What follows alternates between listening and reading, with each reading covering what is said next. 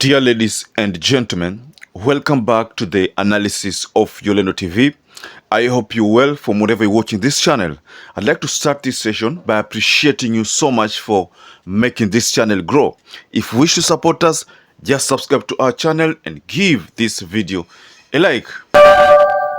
Musalia Mudavadi was today on a Meet the People tour in Mbaale, that is within his home county, Vihiga County. So Musalia Mudavadi is in his entourage with the governor of Lamu County, that is Governor Timami. And you know, Governor Timami is the one who was given the mandate to be the party leader of ANC, because when Mudavadi officially assumed the role of a prime cabinet secretary, there was a need for him to resign as the party leader of that other party. So that's why he gave this party to Governor Timami. But we know that that was just a plan that was hatched so that in the event that anything backfires, he can always go back to that party. So there must have been some pre-arrangement there that saw that move made. And we saw Governor Timami in that meeting of the Meet the People tour with Musalia Mudavadi, and that was synonymous.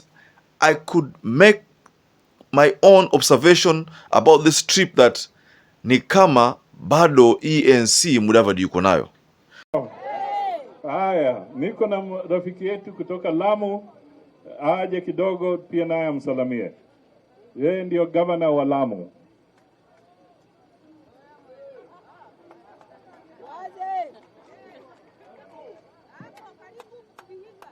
Haya, watu wa Mbaale hamujambo.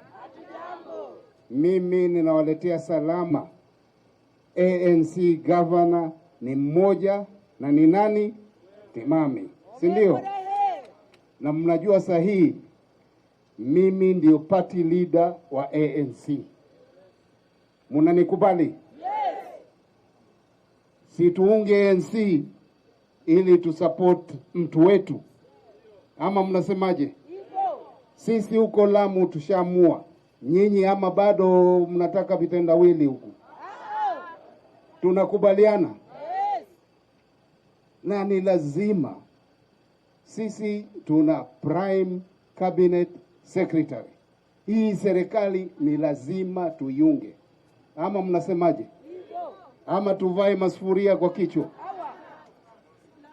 Na zile program rais wetu anazo, hii kuleta mbolea na kuteremsha bei, ametusaidia hakutusaidia? Ametusaidia. Hata uko Lamu si hawana chakula, mimi nitaweza kuwasaidia. Mnanisikia? Ndio maana alichagua kumleta Timami aje ndio a market hiyo, kwa sababu when Timami is there it's as if ni ANC iko hapo, it's as if ni yeye ndio yuko hapo. So that is just a strategy that was laid out there. But the main reason why I choose to bring this analysis, ladies and gentlemen, it is because of certain utterances that Musalia Mudavadi made during that tour that hata yeye mwenyewe alishtuka. So he made those references to Raila and Uhuru. Alafu the funny thing is that the response he got, akaona ni kama the crowd walikuwa wanamuenjoy. The same thing happened with the Governor Timami, who asked the people whether fertilizers ambazo zimepewa zimewasaidia. The people said yes, zimewasaidia. So also that was, a crowd that was just cheering na wanawajibu tu just to please them. So that's why you find that Governor Timami also had to be shocked kidogo, because he expected a different response. He expected maybe sawa, fertilizers zimepeanwa lakini tunangoja. But they said tumeona matunda. Well, we know that fertilizers are supposed to reduce the high cost of living. That's according to what the Kenya Kwanza say. It's supposed to reduce the high cost of living. It's supposed to reduce the cost of unga. But how much is unga retailing at? More than 230. So that meeting and the response that they got from Vihiga County residents, ilibidi Musalia Mudavadi anyamaze kidogo, ikambidi Governor Timami pia amanyamaze kidogo. Even though we know that Governor Timami was there to promote the ideologies of Kenya Kwanza, because that is it, by the way, to promote the ideologies of Kenya Kwanza.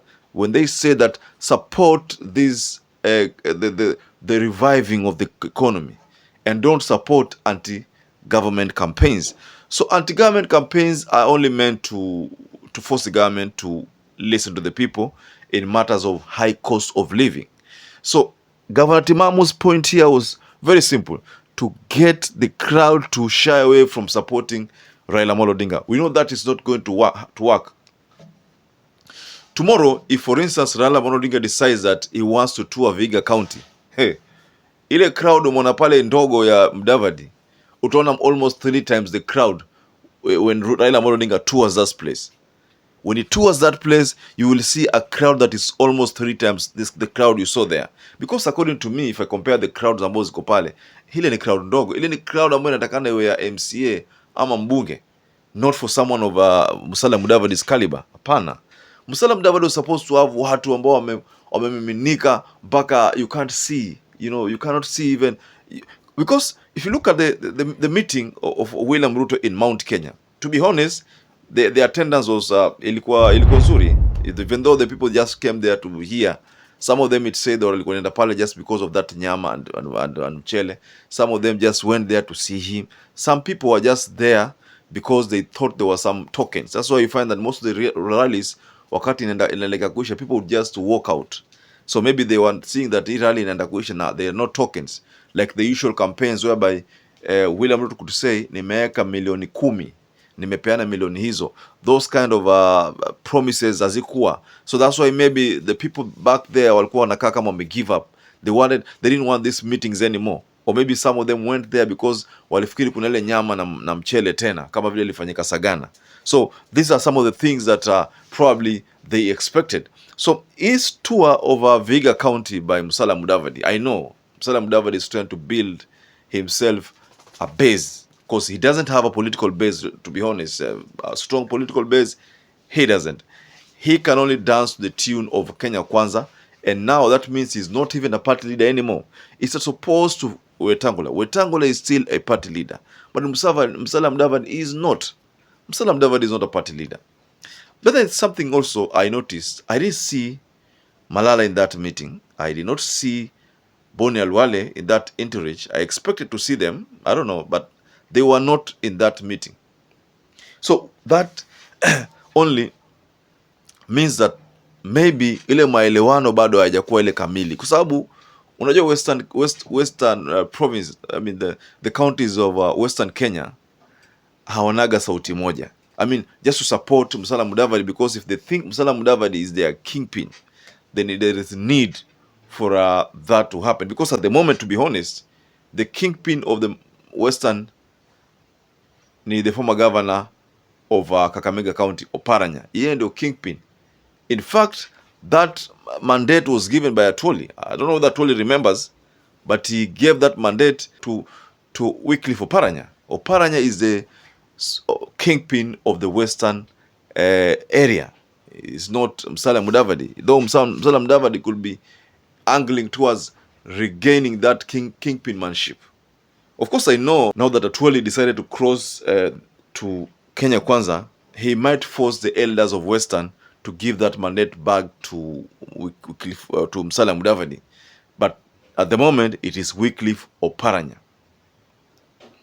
So why does Musalia Mudavadi feel pressured to do this kind of meet the people tour? I think ni kwa sababu ameona kwamba the region imemwacha. No, that's the reality. The region imemwacha. Now since the region imemwacha, this is why you find that Musalia Mudavadi anaamua kwamba yeye sasa ni kufanya campaign. In fact, this Kenya Kwanza team ni campaign too. I mean, these people are just campaigning. I mean, at the expense of the taxpayers. Because every time they make tours all over, these tours, the money that is being spent on these tours ni ile pesa ya mwananchi, fueled by mwananchi, taxpayers' money. So they are campaigning at the expense of Kenyans. So when they go for Sunday prayer rallies, also at the expense of Kenyans. There was a time I saw there was some kind of bill that was to be tabled that wabunge watakuwa na finance ile weekly prayer rallies, but I think that it suffered a huge blow na haikupitishwa. But there was that talk of salary ikatwe to be channeled to that kitty ambao ni involve your weekly prayer rallies. I think that was the case, but then I think this did not work because there was a strong, stiff opposition from the people there regarding the same.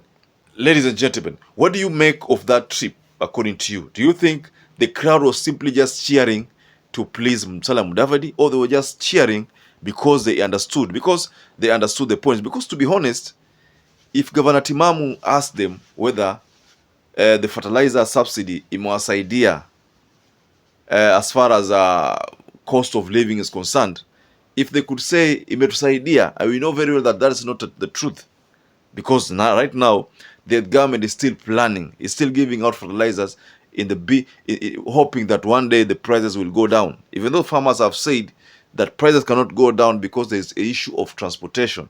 When you transport, you pay more, so unapata kwamba bado ni pale pale, so transportation imeenda juu, fertilizer kuja chini, so that's why they are saying that bado haitawezekana.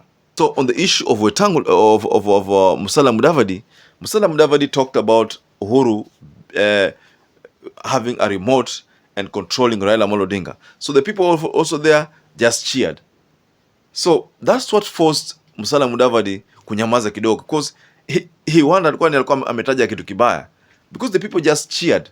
They were just cheering, hata kama statement hujamaliza wana react. So that was enough symbol that how watu walikuwa wanamuenjoy Musalia Mudavadi. Me, that's what I make from that kind of reaction. That reaction ilikuwa inaonyesha tu kwamba Musalia Mudavadi anaenjoliwa, but it took him time to understand that that was the point, walikuwa wanamuenjoy.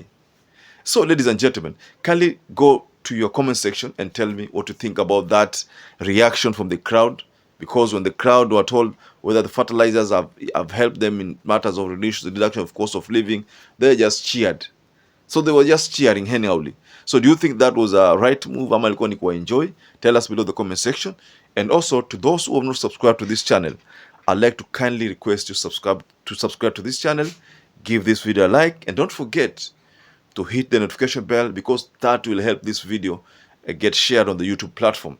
Once again, I'd like to urge you to stay safe and stay blessed until we catch up again in our next analysis.